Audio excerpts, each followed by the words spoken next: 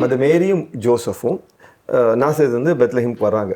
இப்போ அந்த காலத்துல இருந்த 3 ஹைவே நீங்க உங்களுடைய பிக்சர்ல மேப்ல பாக்குறீங்க.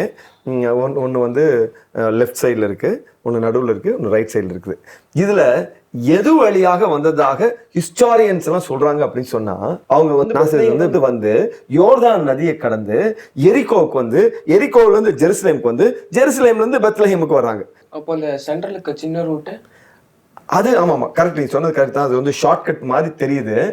ஆனால் ஆக்சுவலாக என்னன்னா நடுவில் வந்து சமாரியா இருக்குது. இந்த சமாரியர் யார் தெரியுமா?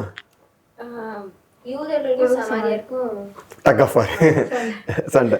என்ன சண்டை அப்படின்னு சொன்னா, யூதர்கள் தான் சமாரியர். ஆனா வந்து யூதர்கள் வந்து கலப்பு திருமணம், அதாவது வேற இனத்தோடு சேர்ந்து திருமணம் செய்து கொண்டா யூதர்கள் என்ன பண்ணுவாங்கன்னா, நீங்க தீண்டத்தகாதவர்கள் போங்க அந்த பக்கம் சொல்லி துரத்தி விட்டாங்க. இந்த துரத்தி விட்டவங்க எல்லாம் எங்க போயிருந்தாங்கன்னா சமாரியாவில் போயிருந்தாங்க. அதனால யூதர்களுக்கும் இவங்களுக்கும் எப்போதுமே டக் ஆஃப் ஆர். அதனால யூதர்கள் எப்போதுமே என்னன்னா சமாரியாவை கடந்து வரமாட்டாங்க, கொஞ்சம் சுத்தினாலும் வந்துக்குவாங்க. ஏன்னா இங்க பிரச்சனைக்குரிய இடம். எஸ், அதுவும் ஒரு ரீசன். சமாரியாலையும் திருடங்க இருக்காங்க.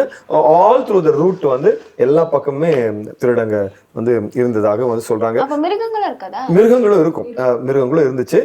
ஆனா வந்து என்னன்னா எப்போதுமே இந்த மாதிரி புறப்பட்டு வர்றாங்க இல்லையா, இந்த மாதிரி ஒரு ஊர்ல இருந்து இன்னொரு ஊருக்கு போகும்போது தனியா போக மாட்டாங்க. ஒரு ஃபேமிலி இருக்குன்னா அது 2-3 பேர் மட்டும் போக மாட்டாங்க, கூட்டமா தான் வருவாங்களாம். இப்போ வந்து நாசரேத்ல ஒருவேளை பெத்லஹேம் பக்கம் வரக்கூடியவங்க அல்லது எருசலேமுக்கு வரக்கூடியவங்க யாராவது இருந்திருப்பாங்க. அந்த கூட்டத்தோட மத மேரி, ஜோசப், அந்த கூட்டம் எல்லாரும் சேர்ந்து வந்திருக்கிறதுக்கு நிறைய வாய்ப்பு இருக்கு அப்படின்னு சொல்லி சொல்றாங்க.